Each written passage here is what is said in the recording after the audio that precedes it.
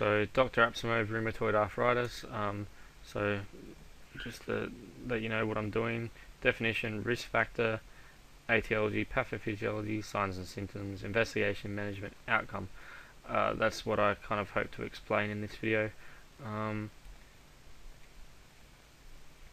found it a bit challenging, especially with the pathogenesis of it all, but I'll try and do it as simply as possible without actually oversimplifying it too much. So I'll just start off with what I've already got up here, just to speed things up, the boring stuff I guess. Or definition. My definition that I like is it's a chronic systematic inflammatory disease that may affect many tissues but principally attacks synovial joints. So if you remember inflammatory and synovial joints, it's probably the important thing. Risk factors, women more than men, age, peak onset 40 to 50, family history, and there's a reason for that, probably, and smoking is another risk factor. I guess it's a risk factor for almost everything. Now, etiology, they don't really know. Yeah, simply put, don't really know. Maybe it's microbial, or maybe it's a self-antigen. So, yeah, you find rheumatoid arthritis in all different sections in textbook. One has it under autoimmune diseases, others have it in different spots. So, anyways, let's get on to the etiology a bit more. So, unknown reason causes an antigen presenting cell with HLA-DR4 type of major histocompatibility complex, MHC. If you don't want to know, the histocompatibility complex is the thing that the antigen presenting cell uses to present the antigen to, you know, a T helper cell, for example. And if you have one of the alleles or one of the subtypes called HLA-DR4, and it might be a bit more specific in the literature, then you're going to have a greater risk of developing rheumatoid arthritis. So, onto the pathology, or pathogenesis. I'll do the APC again. So that's the antigen presenting cell, APC. Now, what it does is it presents and activates a TH1. So that's a T helper cell. Yep. You notice here that I've drawn. I'll just quickly stop. You notice here whatever this thing is, a crazy grenade. It's meant to be a joint, a synovial joint. So we have bone here. That's the joint capsule. This green thing here is the synovial membrane. And then blue there, that's just the articular cartilage. And then the blue in there is your synovial fluid. Fluid. And here is a tendon attaching to the bone. And there's there's the muscle of that tendon. Yeah, so that's your normal one. I'm not gonna do anything more to this, but this one here I'm gonna mess up a bit as I go. Well, that's the plan. So back to pathology. Antigen presenting cell activates a T helper cell. Now, normally all this is just out here. This can just be circulation. So that T helper cell, blue, is now in the synovial membrane activated. Yep. Now, this causes through cytokines. Only for this part, it's probably doesn't matter too much which one specifically. I think all of them, cytokines and direct contact. So cytokines and direct contact has the TH1 cell activates macrophages. I'll draw them in a So this can be a macrophage here, or lots of them. Now, they don't. When I say activate, what I mean specifically is that they cause them to migrate from. I'll use a different color. So the macrophage can be white, I guess.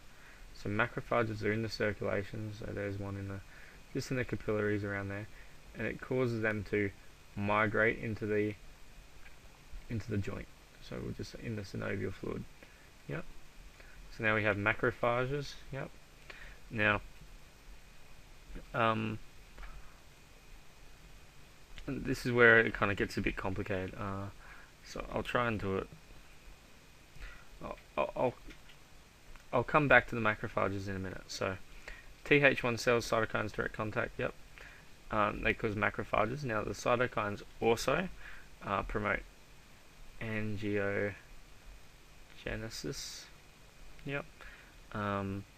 Which is so that's more blood cells. I'll draw a bit of blood in there. Yep. So that causes angiogenesis. So so increased blood supply and all that into the area. Not unlike a lot of tumours. Now, that angiogenesis also increases and helps more macrophages come in.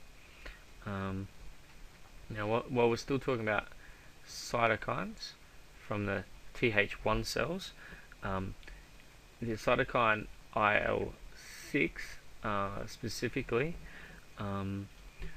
activates or brings in B cells. Yeah. And that also, you can also get that IL-6 from the macrophages. They also secrete that. Yeah, B cells, and these B cells, differentiate into plasma cells. Now, again, when I said they bring in this B cell, I'll just draw a. I can feel I should have been more organised with this. These B cells also are, just hanging out in the circulation. They also come into the joint. Yep. I'm messing up the wrong one. Alright, this one below here can be our normal joint from now on. So they also come in. So we already have all these cells, and normally there's not very many cells in this area. Yep, plasma cells. These plasma cells, as you might know, they make their antibodies. And this includes rheumatoid factor, I'll just write RF, and this also stimulates macrophages. Yep, not RF specifically, but some of the antibodies and other things they make. Alright, so I think I'll leave that there now. I'll come back to that. So these are all the things that activate macrophages. Now, while I'm here, I'll also mention that these also stimulate the cytokines. Similarly, macrophages also, cytokines, sorry, the Th cells. Macrophages themselves also will produce cytokines that and things will also help stimulate the coming in of more T helper cells, which then causes more macrophages. Alright, so at this point, macrophages, which are really important, so they're white for now. Lots and lots of them in the synovial membrane. Yep. So on to what they do. Okay. They do a few things. They probably not the most important thing, but one thing they produce is, I'm running out of colours here. They produce matrix metaproteinases. Matrix metalloproteinases. Yep. MMPs. You can kind of, just from the sound of it, it doesn't sound like a very thing to tie in A's proteins. So they eat proteins, matrix. So what these do is they do a bit of damage and do a bit of eating to the articular cartilage. So I'll just draw that in there. Yeah, bit of damage there. I'll just write here. Might draw a box actually. So in this is one of the big things I guess we don't want. So cartilage damage. I'll rewrite that.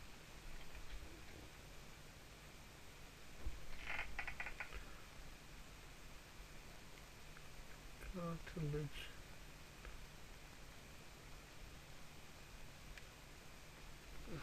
Whatever. So they cause cartilage damage. Yep. Alright. So that's one thing the macrophages do. They also produce lots of cytokines, IL-1, TNF-alpha, and IL-6.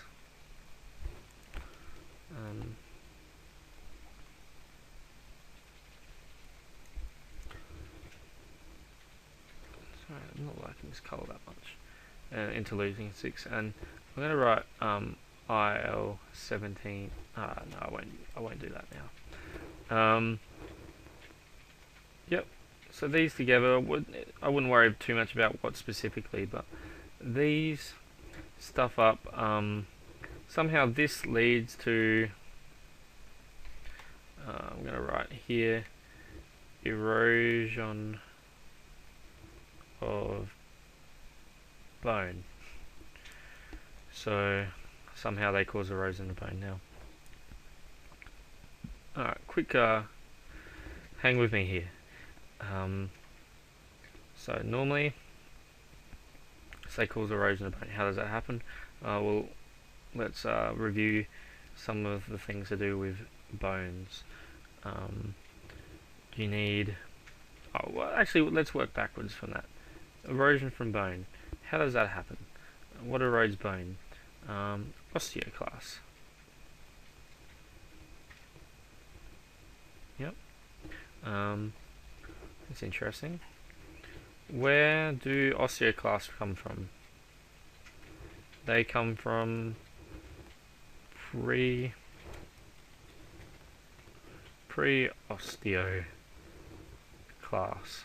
Okay. That's the wrong area. So they come from pre-osteoclast. Now, how does a pre-osteoclast become an osteoclast? For that to happen, that involves osteoblasts.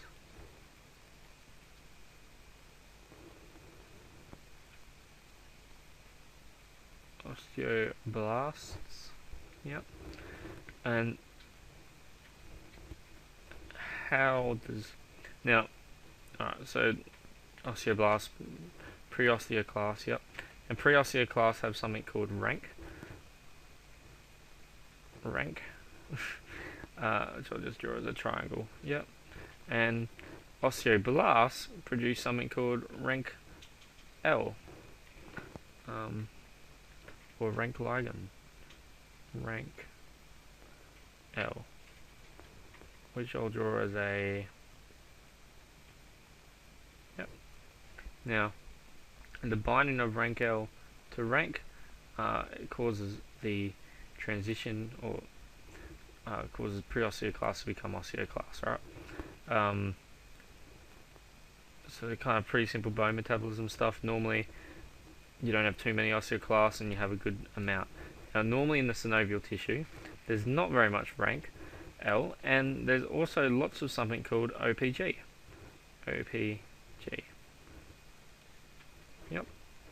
Now what OPG does is it gets in and it binds with rank L. So that's rank L there, and it binds with rank L and prevents the binding of rank L with rank, which then presents. So what happens is these cytokines. It doesn't matter too much on how they do it, but what they do is they get rid of the OPG, decrease OPG, and they upregulate and cause way more rank L. So low OPG or no OPG, lots of rank L, then causes lots of pre-osteoclast to become osteoclast, and that causes erosion of bone. Yep. Now that's very... So far we've got erosion of bone and cartilage damage. Now you notice...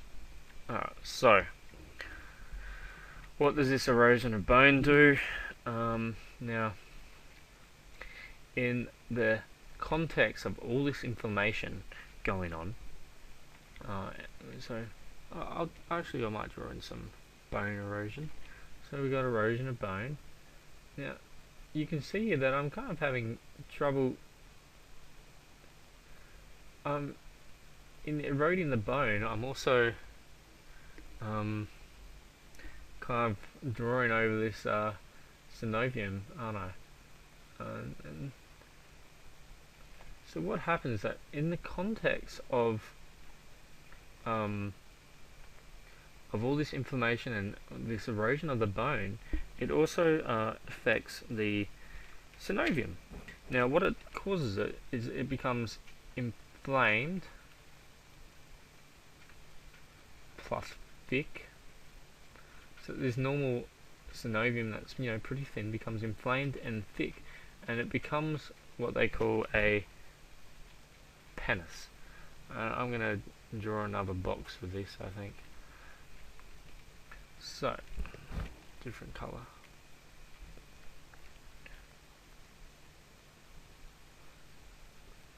So that's the synovium. So, pannus. So this is another, buzzword. So let's turn this normal synovium membrane into pannus. Into a pannus, I guess. Yep. So it was nice normal. It becomes this thick, inflamed, all the cytokines and all this horrible stuff that's going on in pannus. And what it does is the pannus will cause cartilage damage. You can see here.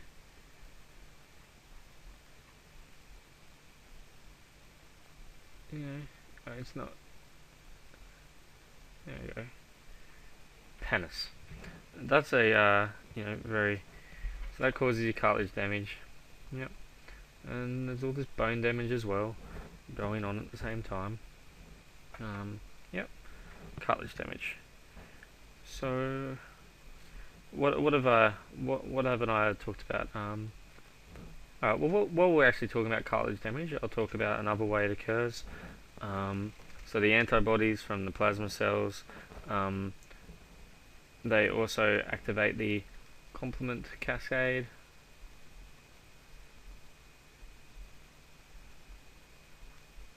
Yep, it causes inflammation. And that also causes your cartilage damage there. Alright, so what next to talk about? One of the things I haven't really mentioned at the moment is one of the early signs of rheumatoid arthritis, which is joint swelling. So I'll quickly talk about that. So I'll just draw another box here. Joint swelling.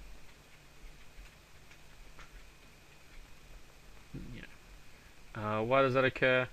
You got your inflammation from all your cytokines. There's inflammation everywhere. Half the stuff I've written here is to do with inflammation.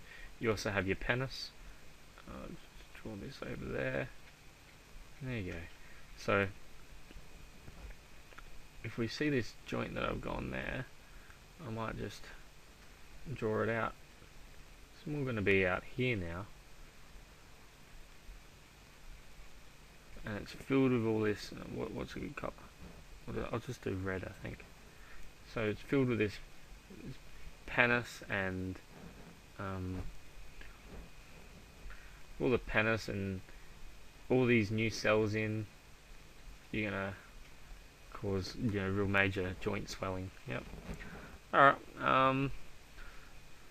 So that's most. Now what else have I not thought about? Hallmarks of rheumatoid arthritis. So, your deformities like people's getting Z thumb and other contractions. So why does that happen? I haven't really gone into that. Now, what occurs with these deformities is that you have tightening or I'll just write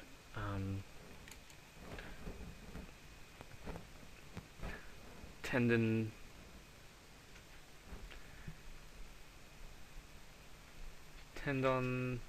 tightening, you could say tethering, whatever, tendon tightening, damage, whatever. So, erosion of bone can cause, so if you think that the bones, here we go, so here's our bone erosion because of all these osteoclast activity. It's eroding on where the tendon connects to the bone. Now, that's not good. There we go. So erosion of bone is not also will of course affect the things that attach to the bone. So that causes tendon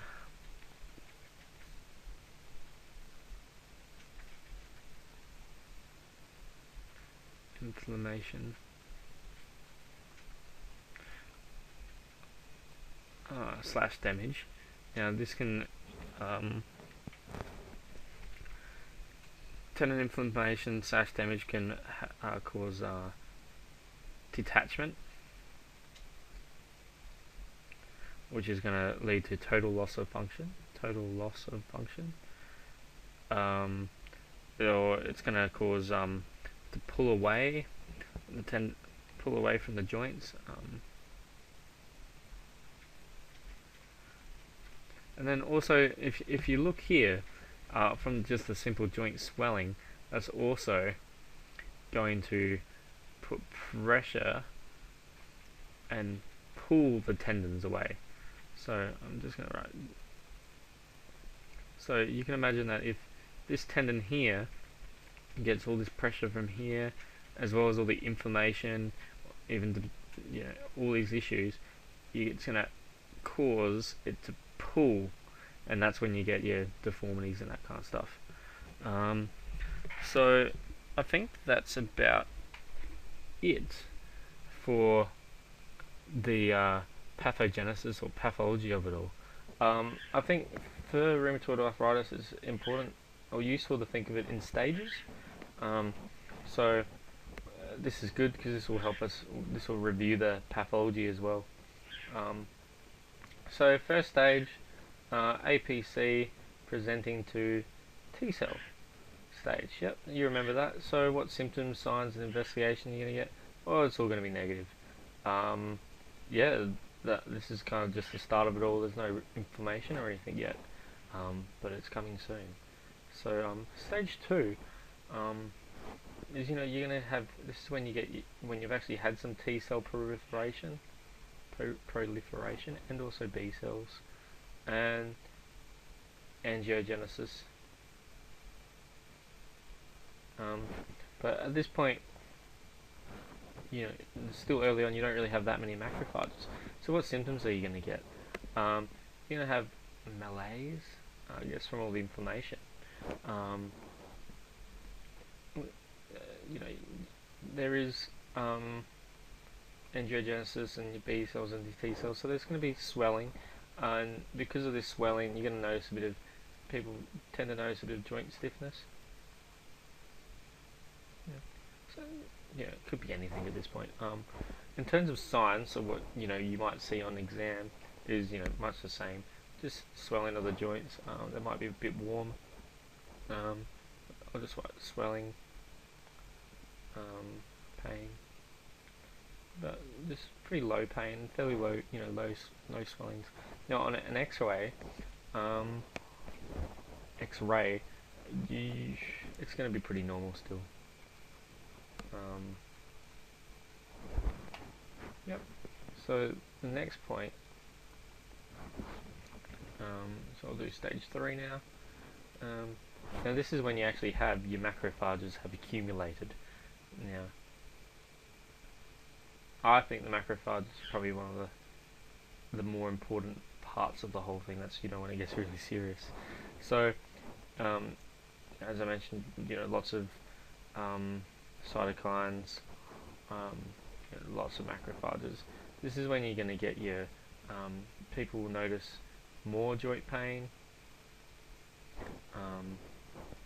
You know, I actually don't know why it's morning stiffness, because it's not being used. I'm not sure. This is when you get your morning stiffness. They'll notice swelling, malaise, I guess, and maybe some weakness of the jaw. So, you know, you're actually starting to get a bit of functional loss here.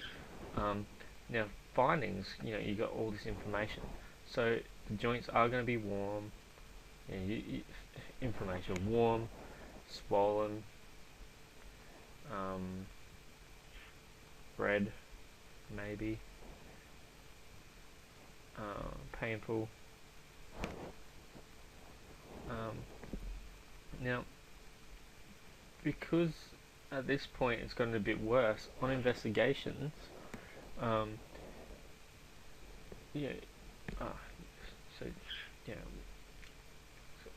some of the inflammation might already be affecting the tendon a little bit, maybe, but so you're going to get a decrease in your range of motion at this point. And on investigation, you might, on say X-ray,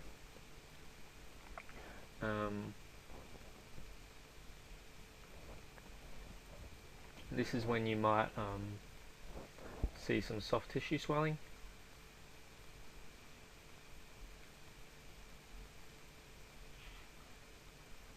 But that's about it, really. Not much else than that. While I'm back, there's RF factor. Now, normally in the first year, that's absent. But you can see here, if we look at the B cells coming early on, once you get your B cells, it takes some time to make it, but that's when you're going to start getting your rheumatoid factor. Alright, so the next stage is probably called Pannus invasion stage. Pannus invasion / because these two things kind of happen at the same time. Bone erosion. Alright, so symptoms are going to be much the same. Maybe worse probably, but much the same, because, you know, most of these symptoms here are all about the inflammation, and that's already occurred. So the early Pannus invasion and bone erosion isn't going to change the symptoms and signs all that much. They already have painful, swollen, hot joints, and they've already experienced some decreased range of motion. On X-ray, however, this is when you might see peri-articular osteopenia on X-ray. Now, this is when I'm very, very, very far off being a radiologist, to the point that I'll never be a radiologist. But if you look closely, you can see that around the joints, the bones are not as dense; they look washed out, and that's because of the reduced bone density from all the osteoclast activity. And on MRI, this is when you might be able to, you can see some Pannus, and I don't have an example here. So some of the symptoms now. So 5 stages. So the 5th stage is I don't know what I'll call this. This is probably when you get your cartilage plus ligament problems. So as I said before, the bone erosion and the pannus cause your ligaments, inflammation, stretching. Pannus invasion destroys a lot of cartilage. So for symptoms, still the inflammation. So same, I'll just put arrow, plus loss of function. Now, as you remember, all your joints are, not your joints, your ligaments are all probably tight, possibly. Yep. And this is when you also get your deformity of the. Sorry, I should be doing this in a different color. Deformities. So this is when if the ligaments are detached or even just tightened because of the actual physical pressure of the joint capsule, as well as from being inflamed themselves, that's when you get the pull. So again, this picture is terrible. There's loads online, but you can see that you can't even. Here on the MRI, you can see the thumb here. So the ligament will attach there, and then because of all the the ligament attached here, because of the inflammation, and the bone erosion causes the ligaments to stretch, so that will pull the foam in, and that's when you get Z thumb, for example. Yep. So that's for other thing. So signs. So when you feel the joints, there won't be decreased stability, less stable. You're going to get all your flexion contractures. This is when you also get your extra articular disease.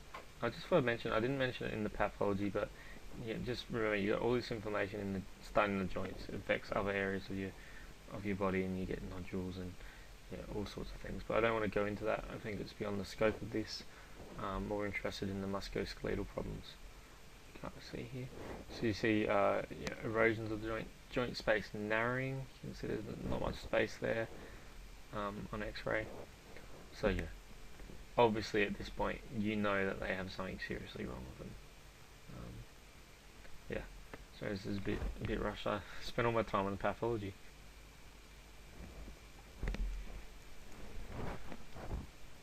This has been really long, so I'm going to kind of cut management and outcomes short, but we'll go into what management there is.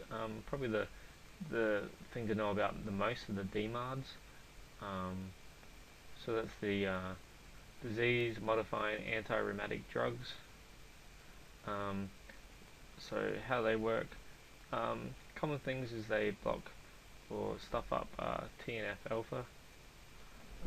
So if we go into the pathology again, so they might work there, TNF alpha. Others work on interleukin 1. Others look at reducing T lymphocytes. And there's a few that do other things as well. Things are corticosteroids. It can be oral or injections into the joint space, and NSAIDs. These both have bad side effects, and they don't really change the course of the disease, and so they're more for symptom management and just your normal analgesics, so like paracetamol. This is probably a good one because of the chronicity of it.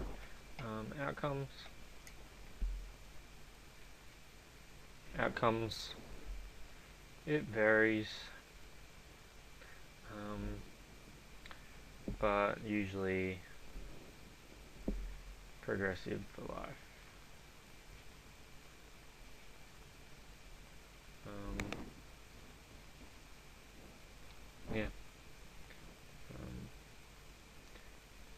And it can also reduce your lifespan by 5 to 10 years.